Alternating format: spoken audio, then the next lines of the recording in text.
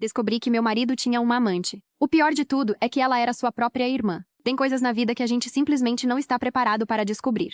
Traição, mentira, engano. Tudo isso é doloroso. Mas quando a verdade vem acompanhada de um segredo de família tão obscuro que parece coisa de filme, aí o chão simplesmente some debaixo dos nossos pés. Meu nome é Camila, tenho 34 anos, e até 6 meses atrás, eu achava que tinha o casamento perfeito. Era isso que eu repetia para mim mesma todas as manhãs, enquanto preparava café para meu marido, enquanto organizava a agenda das crianças, enquanto vivia a vida que eu acreditava ser a realização de um sonho. Hoje, olhando para trás, vejo como fui ingênua, como ignorei sinais, como preferi acreditar na versão que eu mesma criava do que encarar a realidade que gritava na minha frente todos os dias.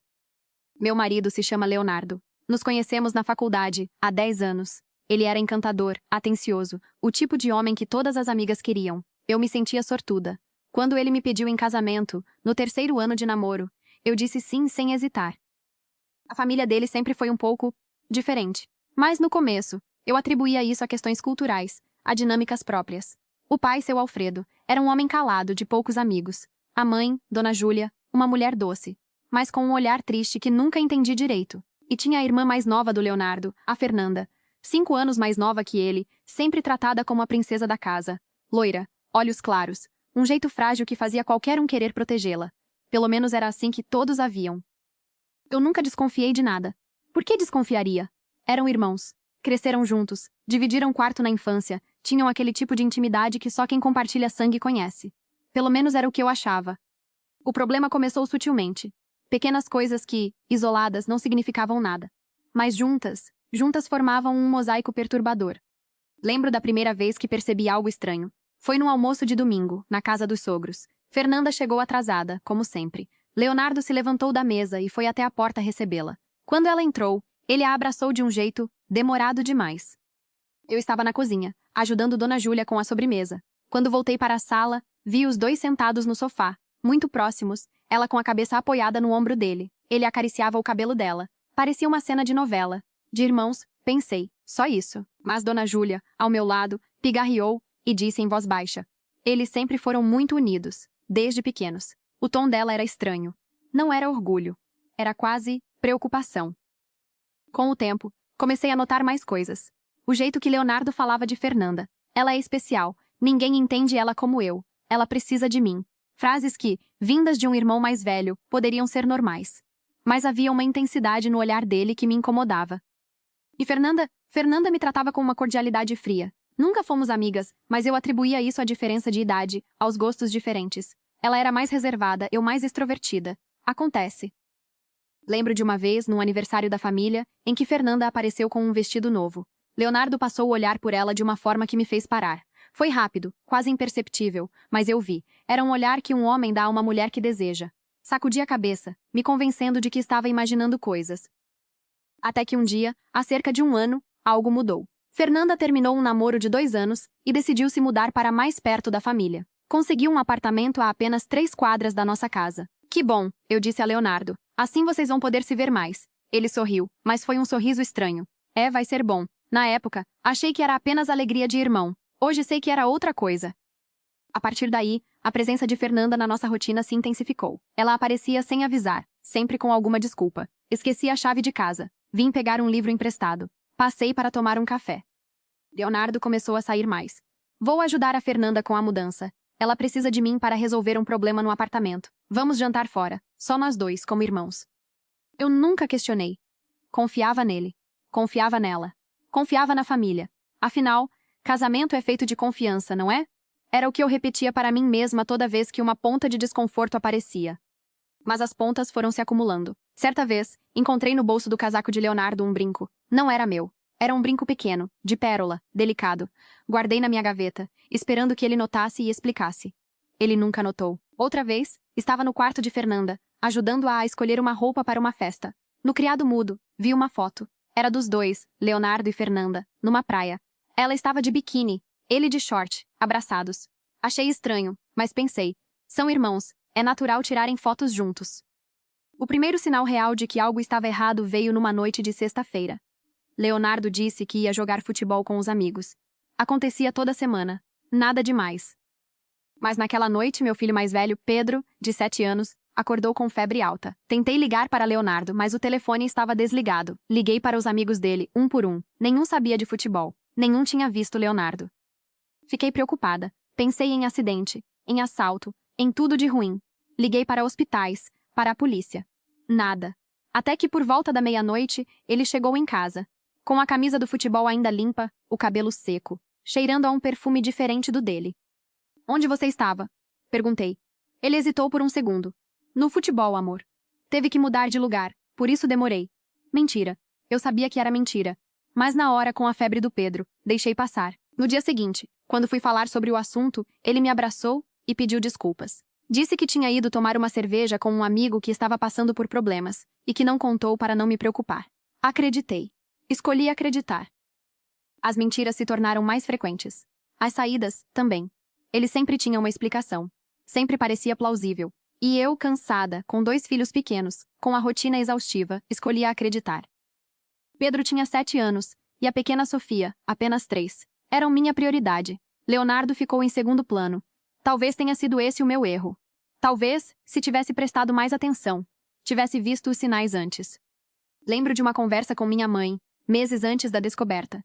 Ela disse: Camila, Leonardo anda estranho. Você não acha? Respondi: Mãe, ele está sobrecarregado no trabalho. É só isso.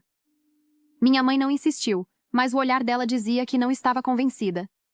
Até que um dia, sem querer, tudo veio à tona. Eu estava no supermercado, numa tarde de quarta-feira. Tinha esquecido a lista de compras em casa e decidi voltar para pegá-la. Quando entrei em casa, ouvi vozes vindas do nosso quarto. Achei que fosse Leonardo, que tinha chegado mais cedo do trabalho. Fui até lá com um sorriso no rosto, pronta para dar um beijo nele. A porta estava entreaberta. O que vi do lado de dentro congelou meu sangue. Meu coração parou por um segundo, depois disparou num desespero que até hoje me arrepia só de lembrar. Leonardo e Fernanda, abraçados, não como irmãos, como amantes. Fiquei paralisada. Não conseguia me mexer, não conseguia gritar, não conseguia nada. Apenas observava, como se estivesse assistindo a um filme de terror do qual não conseguia desviar o olhar. Foram segundos, talvez 1 minuto, até que Fernanda levantou a cabeça e me viu. O rosto dela empalideceu. Ela empurrou Leonardo, que se virou e me encarou. O silêncio que se seguiu foi ensurdecedor. Ninguém disse nada. Eu só virei as costas, saí do quarto, desci as escadas, entrei no carro e dirigi, sem destino por horas. Não sei quanto tempo fiquei dirigindo. Só lembro de parar num posto de gasolina no meio do nada, desligar o carro e começar a tremer. O corpo inteiro tremia, como se estivesse tendo uma convulsão. O choque era tão grande que não conseguia formar um pensamento coerente. Fiquei ali por muito tempo. Quando voltei a mim, já era noite. As crianças estavam na casa da minha mãe, onde eu as havia deixado mais cedo. Liguei para ela, disse que ia me atrasar, que ficasse com elas até o dia seguinte. Minha mãe percebeu algo errado na minha voz. Camila, o que houve? Hesitei. Nada, mãe. Depois eu explico. Desliguei antes que ela insistisse. Voltei para casa por volta das 22 horas. A casa estava vazia. Sobre a mesa da cozinha, um bilhete de Leonardo. Camila, preciso de tempo para pensar. Vou ficar na casa dos meus pais. Depois a gente conversa. Tempo para pensar? Ele precisava de tempo para pensar depois do que eu vi? Li aquele bilhete repetidas vezes, cada leitura aumentando a mistura de raiva e incredulidade que tomava conta de mim. Naquela noite, não dormi. Fiquei sentada no sofá, olhando para as paredes, tentando processar o impensável. Meu marido e a irmã dele. A própria irmã. Como? Por quê? Desde quando? Comecei a revisitar mentalmente cada momento dos últimos anos. Cada olhar, cada toque, cada palavra. As peças começaram a se encaixar de uma forma grotesca. Lembrei de uma viagem que fizemos juntos, eu, Leonardo e Fernanda, para a praia. Ela usava um biquíni minúsculo, e ele passava protetor solar nas costas dela. Na hora, achei normal. Agora, via o que realmente era. Lembrei das noites em que ele dizia que ia ver a irmã, que ela não estava bem, que precisava de apoio. Eu sempre incentivava. Vai, ela precisa de você. Que idiota fui. Nos dias seguintes, Leonardo não apareceu. Não atendeu minhas ligações. Não respondeu minhas mensagens. A família dele também sumiu. Dona Júlia, quando tentei contato, disse apenas: Filha, algumas coisas são melhores deixar como estão. Deixar como estão? Como assim? Meu casamento tinha desmoronado, minha confiança estava em pedaços. E a família do meu marido agia como se eu fosse a intrusa na própria história. Tentei falar com Fernanda. Mandei mensagens, liguei. Nada. Ela também havia desaparecido. Foi minha mãe quem me deu forças. Camila, você precisa descobrir a verdade. Não para ele, para você. Para entender o que aconteceu, para seguir em frente. Seguir em frente. Como seguir em frente depois de algo assim? Mas ela estava certa. Eu precisava de respostas. Precisava entender o tamanho daquilo. Precisava saber se havia mais segredos. Contratei um detetive particular. Não por vingança, mas por necessidade. Precisava saber até onde aquilo ia. Precisava entender se havia mais segredos. Precisava, acima de tudo, provar para mim mesma que não estava louca. O detetive se chamava Marcelo. Era um homem discreto, profissional, que já havia trabalhado em casos delicados antes. Expliquei a situação, e ele ouviu em silêncio, apenas anotando. Camila, isso pode demorar algumas semanas. E pode custar caro. Disse que não importava. Eu precisava da verdade, custasse o que custasse. Enquanto isso, tive que lidar com as crianças. Pedro perguntava pelo pai todos os dias. Mamãe, por que o papai não volta? Eu inventava desculpas. Ele está viajando a trabalho, amor. Sofia, com apenas 3 anos, nem entendia direito, mas sentia a ausência. A culpa me consumia. Eles estavam sofrendo por algo que não tinha nada a ver com eles, e eu não sabia como protegê-los. 2 semanas depois, Marcelo me chamou para uma reunião. Quando entrei no escritório dele, vi uma pasta grossa sobre a mesa. Meu coração acelerou. Sente-se, Camila. Obedeci, as mãos suando. Ele abriu a pasta e começou a falar.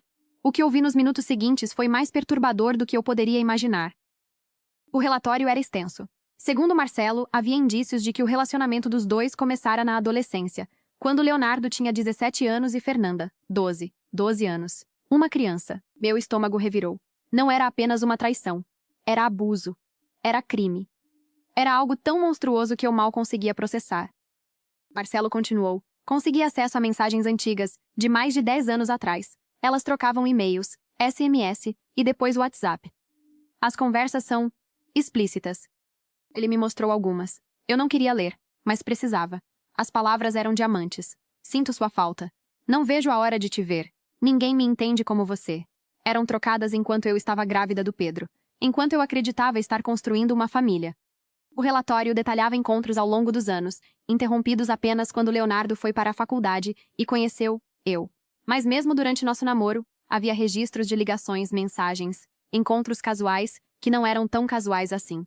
Eu era o disfarce, a esposa perfeita, a mãe dos filhos, a cobertura para uma relação doentia que a família inteira parecia conhecer e acobertar. Marcelo me entregou uma foto.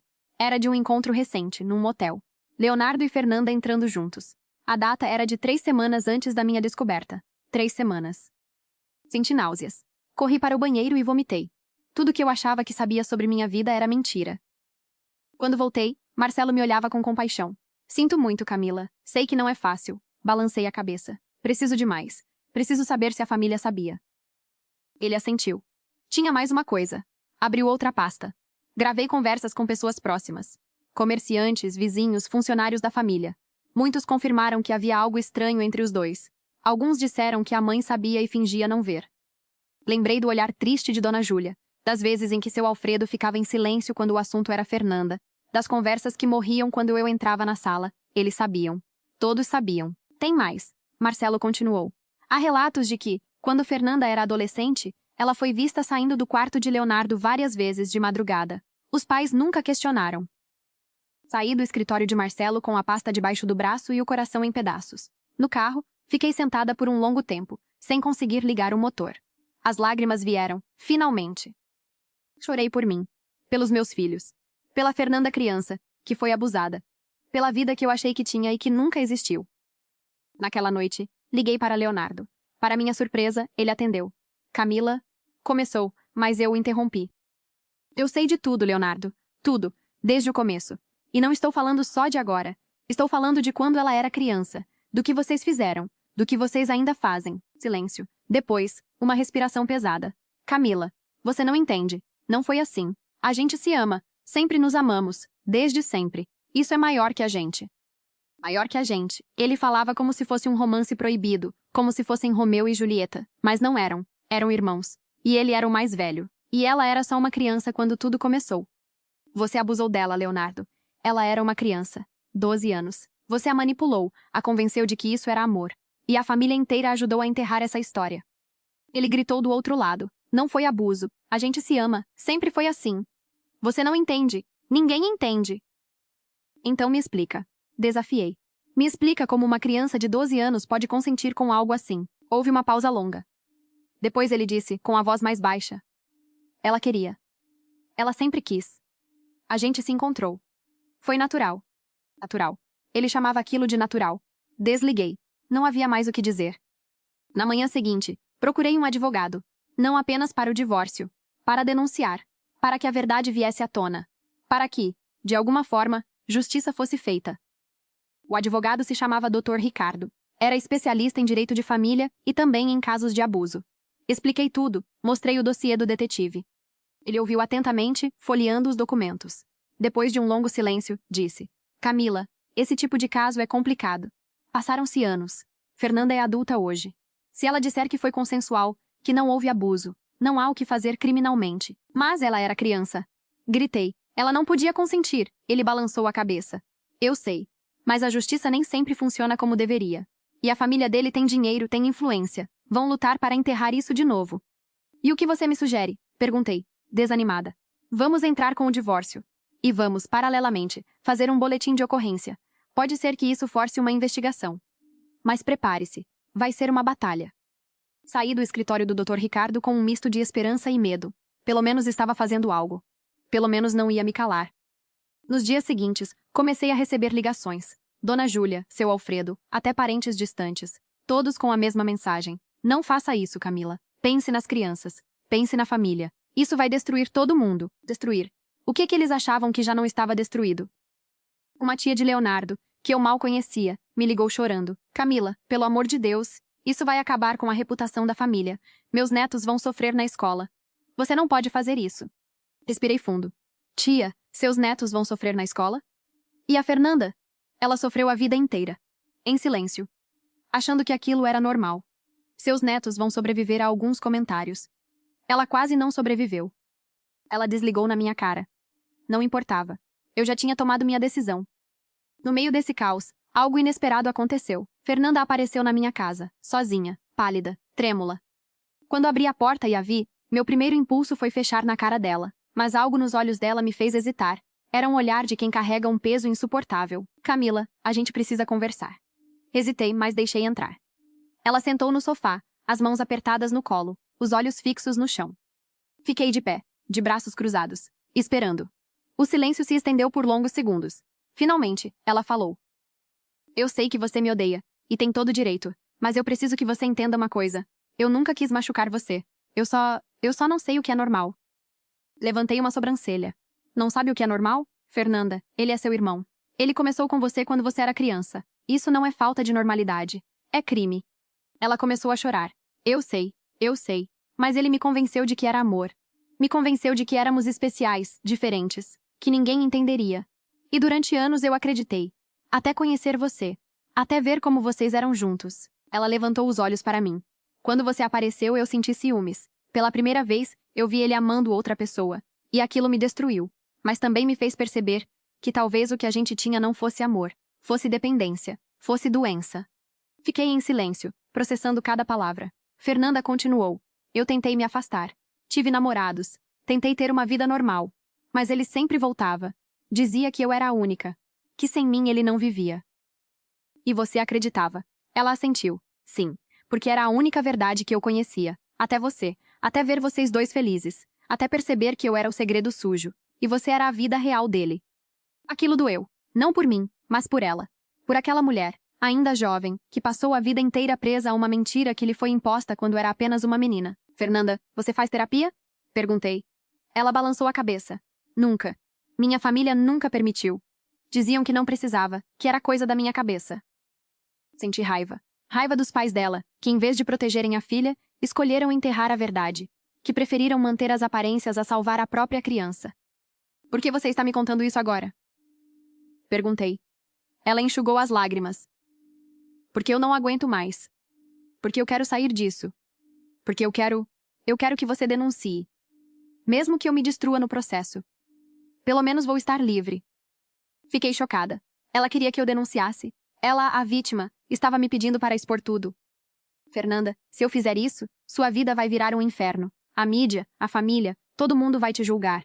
Vão dizer que você é louca, que você consentiu, que você é culpada. Ela balançou a cabeça com força. Já é um inferno, Camila. Já faz anos que é um inferno. Pelo menos assim, se todo mundo souber, talvez eu consiga paz. Talvez eu consiga finalmente enterrar isso. Fiquei olhando para ela por um longo tempo. Havia algo de genuíno no desespero dela. Algo que me fazia acreditar que, pela primeira vez, ela estava escolhendo a própria liberdade. Você tem certeza? Perguntei. Absoluta. Ela respondeu sem hesitar. Naquela noite, depois que Fernanda foi embora, fiquei pensando no que fazer. Se denunciasse, estaria atendendo ao pedido dela. Mas também estaria arrastando meus filhos para esse lamaçal. Eles veriam o pai na cadeia, veriam a tia destruída, veriam a família em pedaços. Por outro lado, se não denunciasse, estaria compactuando com o silêncio, com o acobertamento, com a impunidade. E Fernanda continuaria presa àquele ciclo para sempre. Liguei para minha mãe. Contei tudo, pela primeira vez. Ela ouviu em silêncio, e quando terminei disse: Camila, você sabe o que é certo. E seus filhos vão entender um dia. Eles vão se orgulhar da mãe que tiveram. As palavras dela me deram forças. Na manhã seguinte, liguei para o Dr. Ricardo e marquei uma reunião. Decidi que iria até o fim. Não por vingança. Por justiça. Pela Fernanda criança, que não teve voz. Pela Fernanda adulta, que finalmente estava pedindo ajuda. O processo foi aberto. Dr. Ricardo fez um boletim de ocorrência detalhado, anexando todo o dossiê do detetive. A polícia abriu investigação. Em poucos dias, a notícia vazou para a imprensa. Não sei como, não sei quem. Talvez algum funcionário do fórum, talvez um policial. O fato é que, numa manhã de terça-feira, meu telefone começou a tocar sem parar. Irmãos mantinham relacionamento incestuoso há mais de 15 anos. Esposa descobre e denuncia. As manchetes eram cruéis, sensacionalistas, reduzindo uma tragédia familiar a um escândalo de revista de fofoca. Repórteres se acotovelavam na porta da minha casa. Pediam entrevistas, fotos, detalhes. Meu rosto estampou capas de jornal. A mulher que denunciou o próprio marido. Tive que me mudar para a casa da minha mãe temporariamente. As crianças não podiam ir à escola. Os vizinhos olhavam com curiosidade mórbida. Foi um dos períodos mais difíceis da minha vida. Leonardo foi preso preventivamente. A notícia mostrou a imagem dele saindo de casa algemado, a camisa aberta, o rosto abatido. Por um momento, senti pena. Mas a pena durou pouco. Lembrei de Fernanda com 12 anos. Lembrei das mensagens. Lembrei da cena na porta do quarto. Fernanda também foi intimada a depor, mas como vítima. Seu depoimento foi sigiloso, mas Dr. Ricardo me contou que ela contou tudo. Cada detalhe, cada abuso, cada ano de silêncio imposto. A família se desfez. Dona Júlia teve um infarto leve quando viu a notícia na televisão. Seu Alfredo, que já tinha problemas cardíacos, sofreu um AVC. Os dois foram hospitalizados. Os parentes me ligavam, me xingavam. Diziam que eu tinha destruído a família, que eu era uma mulher amarga, vingativa, que deveria ter ficado quieta, resolvido internamente. Resolvido internamente. Como se resolve internamente um abuso de décadas? Como se mantém sigilo sobre algo tão monstruoso? Meus filhos foram poupados dos detalhes, mas não puderam ser completamente isolados. Na escola, ouviam comentários. Os colegas perguntavam. Pedro, com 7 anos, me perguntou uma noite: Mamãe, por que o papai está preso? Ele fez coisa ruim? Sentei com ele na cama, e com palavras que uma criança pudesse entender, expliquei. O papai machucou alguém há muito tempo. Agora ele precisa pagar por isso. Não disse quem. Não disse como. Algumas verdades são pesadas demais para crianças carregarem. Ele ficou em silêncio por um momento, processando. Depois perguntou: Ele vai voltar? Balancei a cabeça. Não, amor. Não vai. Ele me abraçou. Foi o abraço mais apertado que já recebi.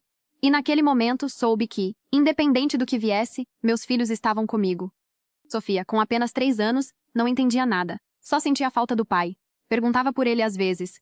Eu inventava histórias. Ele foi viajar, filha. Vai demorar para voltar. A culpa me consumia. Mas o que mais eu podia fazer? O julgamento foi marcado para 8 meses depois. Durante esse período tive que me preparar. Depor. Enfrentar Leonardo. Enfrentar a família dele. Enfrentar o passado. A terapia me ajudou muito. Uma psicóloga chamada Drora, Cíntia, me acompanhou durante todo o processo. Ela me ensinou a lidar com a raiva, com a culpa, com o medo. Camila, ela dizia, você não é responsável pelo que ele fez. Você é responsável apenas por si mesma e pelos seus filhos. Lembre-se disso. No dia do julgamento, acordei cedo. Vestido sóbrio, pouca maquiagem. Queria parecer o que eu era. Uma mulher comum, que descobriu um segredo terrível e teve coragem de não se calar. O fórum estava cheio. Repórteres, curiosos, familiares. Quando entrei, senti todos os olhos em mim. Respirei fundo e mantive a cabeça erguida. Leonardo estava no banco dos réus. Mais magro, abatido. mas ainda com aquele olhar que um dia eu amei. Ele me olhou por um momento, depois desviou. Fernanda estava na sala reservada para vítimas. Não a vi antes do depoimento. Soube que estava muito nervosa, tomando calmantes. O julgamento começou. A promotora fez a acusação, detalhando cada ponto do dossiê. Os abusos começando quando Fernanda tinha 12 anos. A manipulação psicológica. O silêncio imposto pela família. A continuidade da relação mesmo depois do casamento dele. A defesa argumentou que era uma relação consensual entre adultos. Que não havia provas de abuso na infância, apenas testemunhos. Que Fernanda era maior de idade há anos e podia escolher com quem se relacionar. Quando chegou a vez de Fernanda depor, o silêncio na sala foi absoluto. Ela entrou pálida, visivelmente abalada. Sentou-se na cadeira das testemunhas e evitou olhar para qualquer pessoa da família. A promotora começou. Fernanda, conte-nos, com suas palavras, como começou o relacionamento com seu irmão. Ela respirou fundo, olhou para o chão e começou a falar. A voz era baixa, mas firme. Eu tinha 12 anos. Era uma noite de verão. Meus pais tinham saído. Leonardo chegou no meu quarto. Disse que queria me mostrar uma coisa. Eu confiava nele. Ele era meu irmão mais velho, meu herói. A sala inteira prendeu a respiração. Ela continuou. Ele se sentou na minha cama. Começou a conversar, a dizer que eu era especial, diferente das outras meninas, que ninguém me entenderia como ele. E então, ele me beijou. Eu não entendi nada. Fiquei paralisada. Ele disse que era normal, que irmãos que se amam de verdade faziam isso, que era nosso segredo, que se eu contasse, ninguém entenderia, e ele teria que ir embora. Eu tinha medo que ele fosse embora. Ele era a única pessoa que me dava atenção naquela casa. Meus pais viviam brigando, discutindo dinheiro. Ele era meu refúgio. Depois daquela noite, as coisas foram escalando. Beijos, toques e, eventualmente, sexo. Eu achava que era amor. Ele dizia que era amor. E eu acreditava, porque não conhecia outra coisa. Isso durou anos. Durante minha adolescência inteira, ele foi meu namorado secreto. Eu não tinha amigos, não saía, não vivia. Minha vida era esperar por ele. Quando ele foi para a faculdade, conheceu a Camila. Eu senti ciúmes, mas ele disse que era só fachada. Que precisava manter as aparências, que eu continuava sendo a única. E durante anos, foi assim. Ele se casou, teve filhos, e eu fiquei ali, esperando. Nos encontrávamos escondido. Ele dizia que me amava. Que um dia a gente ia ficar junto de verdade. Mas quando eu via ele com a Camila, feliz, construindo uma família, algo dentro de mim começou a mudar. Comecei a perceber que eu era só o segredo. A sujeira debaixo do tapete. Tentei me afastar várias vezes. Arranjei namorados, tentei ter uma vida normal. Mas ele sempre voltava. Dizia que sem mim ia morrer, que eu era a única. E eu, fraca, acreditava. Até que a Camila descobriu. E no desespero dela, eu vi uma chance. Uma chance de finalmente acabar com isso. Uma chance de ser livre. Ela levantou os olhos e olhou diretamente para Leonardo. Você não me amava. Você me usou, me manipulou, me transformou nessa coisa quebrada que eu sou hoje. Eu te odeio. Te odeio por ter roubado minha infância, minha adolescência, minha vida. O silêncio que se seguiu foi absoluto. Até o juiz parecia emocionado. Leonardo, no banco dos réus, chorava. Mas não eram lágrimas de arrependimento. Eram lágrimas de quem via o castelo desmoronar. A defesa ainda tentou desqualificar o depoimento. Disse que Fernanda era uma mulher frustrada, que inventava histórias. Mas não havia como negar a verdade que acabara de ser dita. Depois do depoimento de Fernanda, outros vieram. Vizinhos que confirmaram ter visto coisas estranhas. Parentes que admitiram suspeitar, mas nunca falaram nada. Até Dona Júlia foi chamada a depor. Ela entrou na sala amparada por uma enfermeira, visivelmente debilitada pelo infarto. Quando viu Leonardo, desviou o olhar. A promotora perguntou. A senhora sabia do relacionamento entre seus filhos? Ela hesitou. Olhou para o marido, que balançou a cabeça negativamente. Depois disse, com voz fraca. Eu desconfiava. Mas nunca tive certeza. E tinha medo de perguntar. Medo de quê? A promotora insistiu. Medo de destruir a família. Medo do que meu marido diria. Medo de perder meu filho. Então, eu fingia que não via. A sala murmurou. A mãe sabia. A mãe escolheu o silêncio. Seu Alfredo também depôs, mas foi ainda pior. Ele admitiu que sabia, mas disse que essas coisas acontecem e que era melhor deixar como estava. A frieza dele causou repulsa em todos. Depois de dias de audiência, finalmente chegou o momento do veredito. O juiz se levantou e leu a sentença. Considerando as provas apresentadas, os depoimentos das vítimas e testemunhas, e a gravidade dos crimes cometidos, julgo procedente a denúncia. Leonardo da Silva é condenado a 18 anos de reclusão, em regime fechado, pelos crimes de estupro de vulnerável continuado, mediante manipulação psicológica e coação. Os pais, Júlia e Alfredo da Silva, são condenados por omissão e acobertamento, apenas alternativas e prestação de serviços à comunidade, considerando suas condições de saúde e idade avançada. Leonardo ouviu a sentença imóvel. Quando os policiais vieram buscá-lo, ele me olhou. Seus olhos estavam vazios. Não disse nada. Apenas saiu. Eu não senti nada. Nem alívio, nem satisfação. Apenas um cansaço profundo, daqueles que tomam conta do corpo inteiro. Depois do julgamento, encontrei Fernanda no corredor do fórum. Ela estava sozinha, encostada na parede, o olhar perdido. Aproximei-me. Você está bem? Ela balançou a cabeça. Não. Mas vou ficar. Um dia. E agora? O que você vai fazer? Perguntei. Vou embora. Mudar de cidade, de vida. Tentar esquecer que isso tudo existiu. Ela me olhou nos olhos. Obrigada, Camila, por ter acreditado em mim. Não soube o que dizer. Apenas assenti. Ela se afastou. E eu fiquei ali, observando-a ir embora.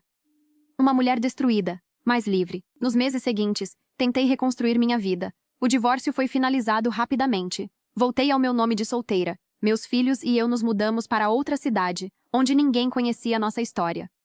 Abri uma pequena cafeteria. Nada luxuoso, apenas um lugar aconchegante onde as pessoas pudessem tomar um café e esquecer os problemas por alguns minutos. Funcionou como terapia para mim. Conheci pessoas novas. Aprendi a confiar de novo, aos poucos, com cautela. Tive alguns relacionamentos. Nada sério. Ainda estava aprendendo a ser sozinha. Meus filhos se adaptaram bem à nova vida. Pedro, agora com 9 anos, começou a entender melhor o que aconteceu. Não com todos os detalhes, mas o suficiente para perdoar a ausência do pai. Sofia, com 5, mal se lembrava de Leonardo. Para ela, eu era o mundo inteiro. De vez em quando, recebia notícias de Fernanda. Uma carta, um e-mail. Ela estava em outro estado, fazia terapia, tentava reconstruir a vida. Dizia que estava aprendendo a ser gente. Nunca mais nos encontramos pessoalmente. Talvez um dia. Talvez não. Algumas feridas são grandes demais para serem curadas pela presença. Hoje, 2 anos depois do julgamento, estou aqui, escrevendo esta história. Não como desabafo, mas como testemunho. Para que outras mulheres, outras vítimas, saibam que não estão sozinhas. Se tem uma coisa que essa história me ensinou é que o silêncio é o maior aliado do abuso. Enquanto a gente cala, o agressor continua agindo. Enquanto a gente finge que não vê, a vítima continua sofrendo. A família de Leonardo escolheu o silêncio, escolheu as aparências, escolheu proteger o filho em vez de salvar a filha, e Fernanda pagou o preço por décadas. Não vou dizer que perdoei Leonardo. Isso seria mentira. Mas também não carrego mais raiva. A raiva consome, e eu preciso de energia para cuidar de mim e dos meus filhos. Às vezes, quando fecho os olhos, ainda vejo aquela cena. A porta entreaberta. Os dois abraçados. O mundo desabando. Mas hoje, quando abro os olhos, vejo também o que veio depois. A coragem de Fernanda. A minha coragem. A verdade, por mais dolorosa que seja, sempre traz alguma forma de libertação. Não sei se um dia vou conseguir olhar para o passado sem dor, mas sei que hoje, quando olho para o futuro, vejo esperança, meus filhos crescendo, minha cafeteria florescendo, a vida, aos poucos, voltando ao normal.